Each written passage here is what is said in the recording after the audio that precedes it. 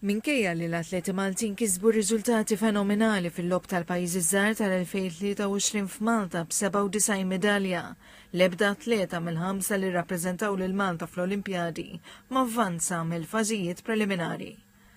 Staqsina l-kap tal-Iskola Nazzjonali tal-Isport Robert Magro għaliex fil-waqt li hemm gżejjer ċkejkna bħal Santa Lucia, ir-Repubblika Dominikana, San Marino u Liechtenstein li qegħdin jipproduċu atleti li jibrillaw u jiksbu medalji, mhux il-każ għall-atleti Maltin.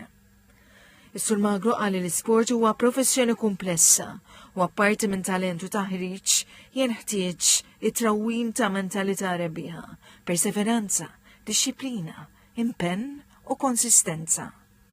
Nasab dak għaliex l-iskola tnediet wara kollox li aħna bħala pajjiż naħseb jixirqilna li għad ikonna xi ħadd atleta li jerbaħ medalja olimpika. Jiena persuna ngħid li qed naslu, ġifieri jekk aħna nkunu dixxiplinati, noħolmu, nagħmlu l-affarijiet kif suppost li qed isiru ħafna fil tajbita. Però rridu nkunu iktar dixxiplinati u iktar fukati. Pajjiżi oħra, orajt, veru, qed iġibu ċertu suċċessi u għajnu taħna m'għandniex naslu bħalhom, m'għandna xejn naqsma ħadd ieħor. L-Iskola Nazzjonali tal-Isport wafqet fl-2012 u kull sena tiftaħ il-bibien tagħha l 48 atleta promettenti li jingħażlu permezz ta' proċess selettiv minn mijiet ta' applikanti. Kollox jattendu l-iskola madwar 240 student li għandhom bejn 11 u 16 sena. Id-disciplini huma varji, 14 il-post huma allokati għal futbol, filwaqt li l-kumplament tal-postijiet jittieħdu minn atleti li jkunu qed jispikkaw fil-basketball, atletika, judo, ġinnastika, għawm u water polo. Din is-sena l-iskola ser tilqa' wkoll żewġ atleti li jipprattikaw l-burdjar. Fil-water polo, eżempju, qed nġibu suċċessi, ħafna suċċessi.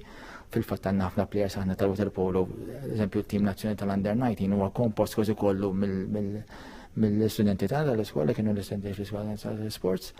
Kompla jgħid li l-iskola waslet għal qatt ta' stejjer ta' suċċess fost oħrajn semma lil Hailey Buġejja futboler professjonali li qed tilab fis-Serje A fl-Italja, Iljana Sultana li qed tilab l-squash fl-Awstralja, Ilenia Bonnet li tinsab fl-Iżlanda qed tilab il-basketball u Sasha Gatz li kienet l-ewwel għawwiema li kompetit fl-Olimpjadi fl-età ta' 15-il sena.